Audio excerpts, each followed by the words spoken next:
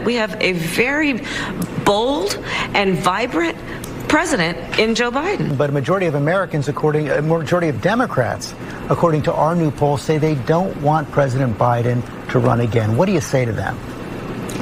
I mean, George, I think that age is more than a chronological fact, to be very frank with you. It's about thinking about whether we have in our leader, which we do in Joe Biden, somebody who is bold. I mean, think about it. And in Joe Biden, we have a president who is probably one of the boldest and strongest American presidents we have had in his response to the needs of the American people. But he is an extraordinary leader, and I wish that people could see what I see, because there's only one person who sits behind that resolute desk.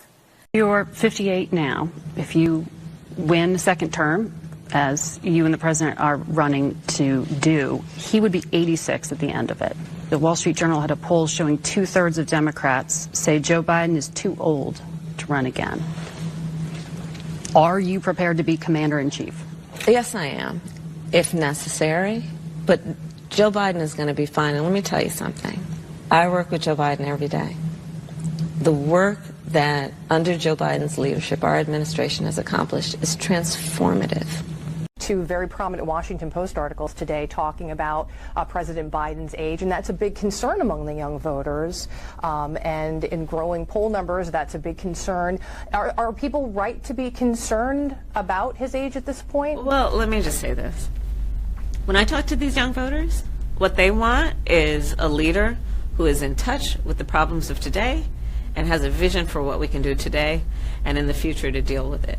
President Biden is the first president to take on in any substantial way the issue of the climate crisis. I'm not going to engage in that hypothetical because Joe Biden is very much alive and running for re-election. First of all, I would say that age is more than a chronological fact. I spent a whole lot of time with our president, be it in the Oval Office or the Situation Room and in other places.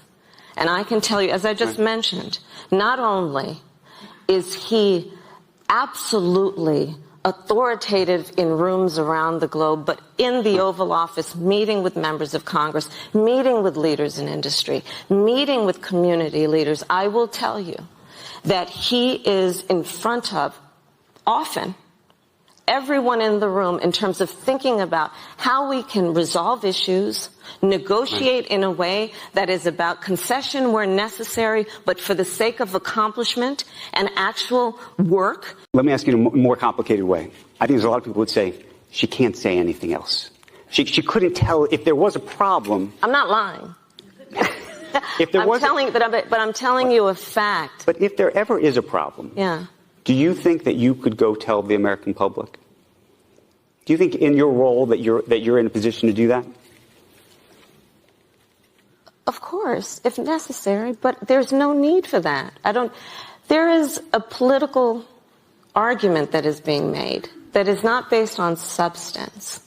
And you're asking me to hypothesize around what are my duties to the American people as Vice President of the United States that are based on ethics and morals and the law. I will always follow those rules. But I am suggesting to you that it is important we not be seduced into one of the only arguments that that side of the aisle has right now on this issue in a way that is intended to distract from the accomplishments.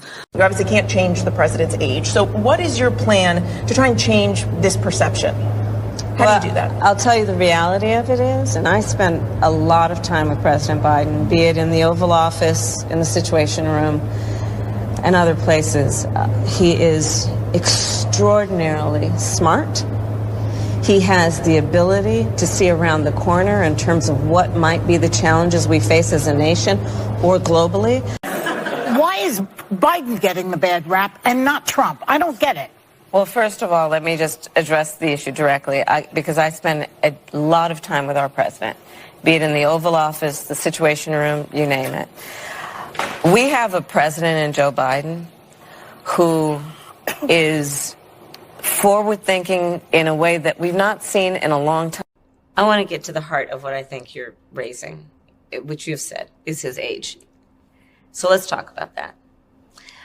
I spend a lot of time with Joe Biden, be it in the Oval Office or the Situation Room. And I can tell you, this is someone who is tireless in terms of working on behalf of the American people. To your point of knowing Joe Biden, he comes from a background and a place in his heart and soul where he cares so deeply about working people, about families.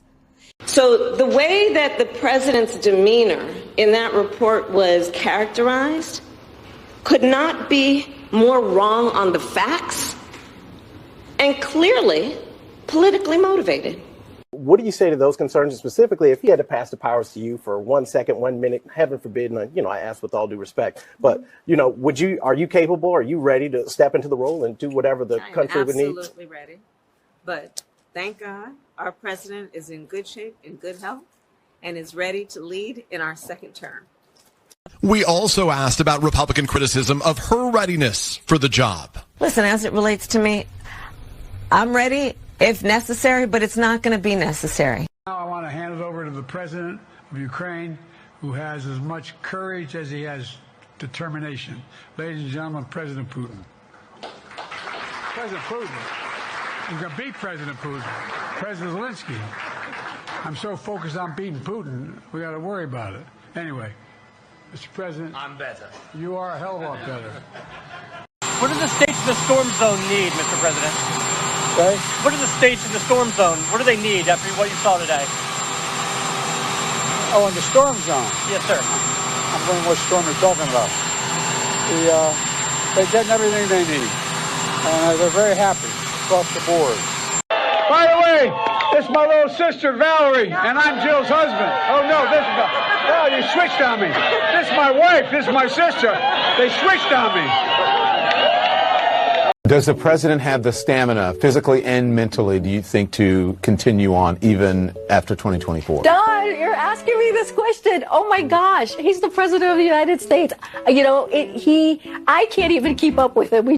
The most difficult part about a meeting with President Biden is preparing for it, because he is sharp, intensely probing, and detail-oriented and focused. I can testify because I've been working very closely with this president for the past 2 years. I've been knowing him for 30 years.